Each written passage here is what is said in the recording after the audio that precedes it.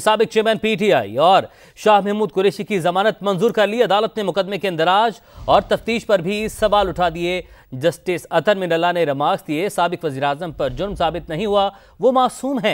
दफ्तर खारजा साइफर किसी को भेज ही नहीं सकता। सवाल उठाया, क्या वक्त से पहले वज़ीर-ए-आज़म को हटाने पर भी ऑफिशियल सीक्रेट एक्ट लगेगा? जस्टिस मंसूर अली शाह ने सजाए मौत की दफात को मफरूजा करार दे दिया। कायम मकाम चीफ जस्टिस ने कहा कि इस्लामाबाद हाईकोर्ट ने माशाल्लाह जमानत खारिज करने वाले फैसले में केस का ही फैसला कर दिया। सिर्फ फांसी के लिए रस्सी देना बाकी रह गया है। मजीद जानेंगे ब्यूरो चीफ समाज इस्लामाबाद खालिद अजीम से। खालिद अजीम, बड़ा ही अहम मामला है, बड़ी ही अहम समात है जिस पर जो रिमार्क्स सामने आए हैं वो उससे भी ज्यादा अहम है। तफसीली तौर पर आगाह कीजिएगा।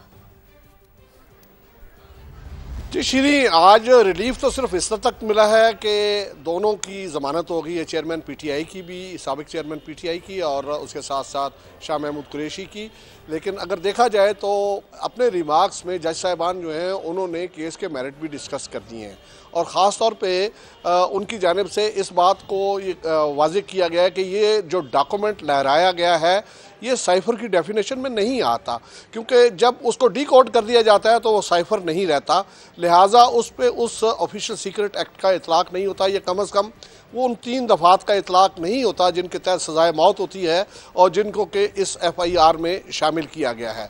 दूसरी बात जो उनकी जानिब से कही गई है वो ये है कि जो तफ्तीश का तरीक़ाकार था वो इतना नाकिस है कि उसमें कोई तकाज़े पूरे नहीं किए गए, और उसमें ख़ास तौर पे उनसे पूछा गया है कि क्या सेक्रेटरी ख़ारजा जो हैं उनका आपने कोई बयान दिया कि उन्होंने वज़ीर-ए-आज़म को रोका था कि वो इसके कंटेंट्स को, जो साइफर है इसके कंटेंट्स को पब्लिक न करें। अगर कोई ऐसी चीज़ थी तो क्या उन्होंने तहरीरी तौर पे उनको इस मामले में रोका था, क्योंकि ज़बानी कोई बात नहीं होती, जो सरकारी मामलात हैं उनमें तहरीरी ख़त किताबत जो है उसको अहमियत दी जाती है। तो इसका भी चूँकि कोई जवाब नहीं आ सका, लिहाजा ये बात जो है वो भी दरख्वास्त ज़मानत के फेवर में गई और इसको जो है एक बुनियाद बनाया गया। इसके साथ साथ जो हाई कोर्ट ने ज़मानत का फ़ैसला मुस्तरद किया था, जब ज़मानत की दरख्वास्त मुस्तरद की थी, जो फ़ैसला दिया था उसकी तवालत पे भी बात हुई, और ये कहा गया कि उन्होंने इस सारा मामला जो है वो डिस्कस भी कर दिया है, बल्कि एक तरह से वो पूरा केस डिसाइड कर दिया है। और कायम मुकाम चीफ जस्टिस सरदार तारिक जो हैं उनके रिमार्क से कि ये सिर्फ रस्सी देना बाकी था, यानी फांसी देने का पूरा बंदोबस्त जो है वो इसमें हो चुका है, एक तरह से एक हुक्म जारी किया। लेकिन दिलचस्प अमर ये है कि इससे पहले सुप्रीम कोर्ट जो है वो अतर मिनल्ला साहब जब हाई कोर्ट के चीफ जस्टिस थे तो उन्होंने एक तवील फैसला लिखा था सज़ा की मअतली और ज़मानत की दरख्वास्त पर नवाज शरीफ साहब की, तो उस पर सुप्रीम कोर्ट ने सख्त बरहमी का इजहार किया। लेकिन आज वही अतर मिनल्ला जो हैं वो उस बेंच में बैठे हुए थे जिसमें तवील फ़ैसले लिखने के ऊपर जो है वो तनकीद की गई। और इसके साथ साथ जो इम्पॉर्टेंट चीज़ है वो ये है कि जो वहाँ पे केस के जो मेरिट्स हैं उनको डिस्कस करते हुए एक तरह से आज सुप्रीम कोर्ट ने उनको रिलीफ ज़रूर दे दिया है।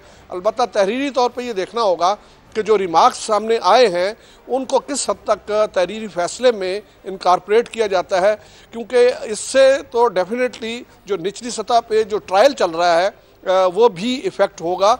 और इसमें जो आज PTI के वकला की जानिब से ये कहा जा रहा है कि आज उस गवारे से हवा निकल गई, या वो जो पहाड़ खड़ा किया गया था वो उनके ऊपर ही गिर गया। ये सारी चीज़ें जो हैं वो पाया सबूत को पहुंच जाएंगी अगर इन्हीं रिमार्क्स की रोशनी में ट्रायल जो है वो आगे बढ़ा, और उस ट्रायल में इन चीज़ों को कंसिडर किया गया कि जिसमें ये कहा गया कि ये साइफर की डेफिनेशन में नहीं आता, जिसमें ये कहा गया है कि तफ्तीश मुकम्मल नहीं की गई, और आज़म खान के बयान को जो है वो भी हतम तनकीद बनाया गया है, और ये कहा है कि उनसे जो है वो कोई उस अंदाज में तहकीकात नहीं की गई कि वो कहाँ गायब हो गए थे और उन्होंने अब तक जो है वो सामने आके बयान क्यों नहीं दिया था। और जो PTI के दबाव की बात है वो कहीं रिकॉर्ड में मौजूद नहीं है तफ्तीशी अफसर के सारे इस मामले में। और फिर तफ्तीशी अफसर की जो रूल्स हैं, साइफर रूल्स हैं, उनसे लाइल्मी को जो है वो भी मौजूद बहस बनाया गया, और सारे का सारा केस जो है वो हमेशा तफ्तीश पे होता है। बहुत शुक्रिया जी, बहुत शुक्रिया खालिद अजीम साहब, जो कि तमाम पर जो तफसीली अहवाल है समात का वो समा के नाज़रीन तक पहुँचा रहे थे।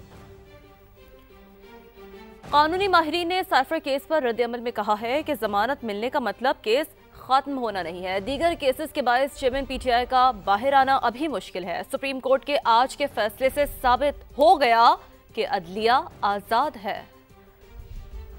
केस की हवा निकल चुकी है, एक बात का बतंगड़ बनाया गया और आज साइफर केस अपने अंजाम को पहुंच गया। सुप्रीम कोर्ट ने बार बार ये चीज़ आज ऑब्जर्व की कि ये इस केस में साइफर डॉक्यूमेंट कभी बाहर गया ही नहीं है, और साथ ही साथ उन्होंने कहा कि ये पॉलिटिकल विक्टिमाइजेशन अगर ऐसी चलती रहेगी तो लेवल प्लेइंग फील्ड कैसे मिलेगी। आज सरकार ये साबित नहीं कर सकी कि ये सजाए मौत या उम्र कैद का केस। हम अप्रिशिएट करते हैं कि बेंच ने बहुत पेशेंट हेयरिंग हमें भी दी और सरकार को भी दी, खुल के हमने भी अपना केस प्रेजेंट किया और उनको भी मौका मिला, मगर एंड में कमज़ोर केस एक्सपोज होता ही होता है। It's a matter of when. So आज फाइनली सुप्रीम कोर्ट में ये केस बुरी तरह से एक्सपोज हो गया है। इस ऑर्डर के बाद, शॉर्ट ऑर्डर के बाद, वो रिहाई के हकदार हैं और उनको फौरन रिहा करना चाहिए।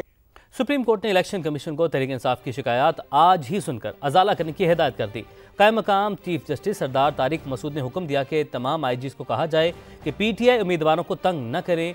मजीद जानते हैं समा के नुमाइंदे सुहेल रशीद से। जी सुहेल, आगाह कीजिएगा।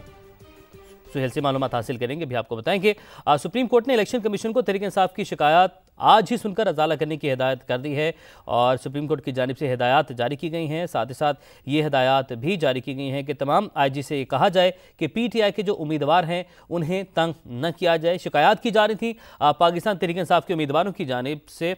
सुहेल हमारे साथ मौजूद हैं, उनसे इस हवाले से मालूमात हासिल करते हैं। सुहेल, आगाह कीजिएगा, क्या हिदायत जारी की गई हैं?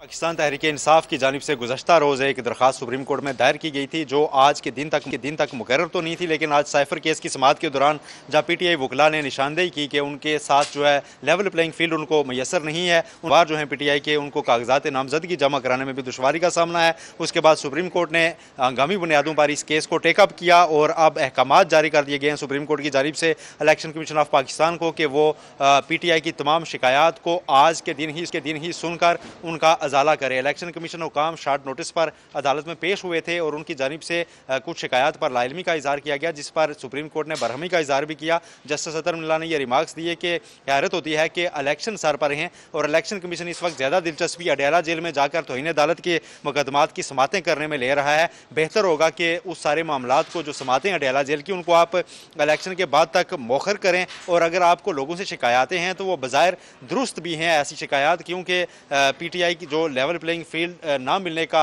कह रही है, उस पर उस्मान डार की वालदा के साथ जो कुछ हुआ वो सारी दुनिया देख चुकी है। जस्टिस मंसूर अली शाह ने ये रिमार्क्स दिए कि टीवी पर भी देखा जा रहा है और अखबारात में भी आ चुका है कि लोगों को कागजात नामजदगी जमा नहीं करवाने दिए जा रहे। बज़ाहिर ये जो शिकायत हैं ये दुरुस्त हैं, लिहाजा अब इलेक्शन कमीशन को ये अहकामात जारी किए गए हैं कि वो पीटीआई की तमाम शिकायत को सुने, आज के दिन ही सुने। और अटॉर्नी जनरल पाकिस्तान जो अदालत में मौजूद थे उन्होंने यकीन दहानी कराई कि वो इस सारी मीटिंग को फैसिलिटेट करवाएंगे। अब जो वक्त है वो शुरू हो चुका है, 3 बजे का टाइम दिया गया था सुप्रीम कोर्ट की जानिब से। इलेक्शन कमीशन हुकाम आज ही पीटीआई की तमाम शिकायत का जायज़ा लेंगे और जो पीटीआई की लेवल प्लेइंग फील्ड की दरख्वास्त थी सुप्रीम कोर्ट की हद तक उसको निपटा दिया गया है।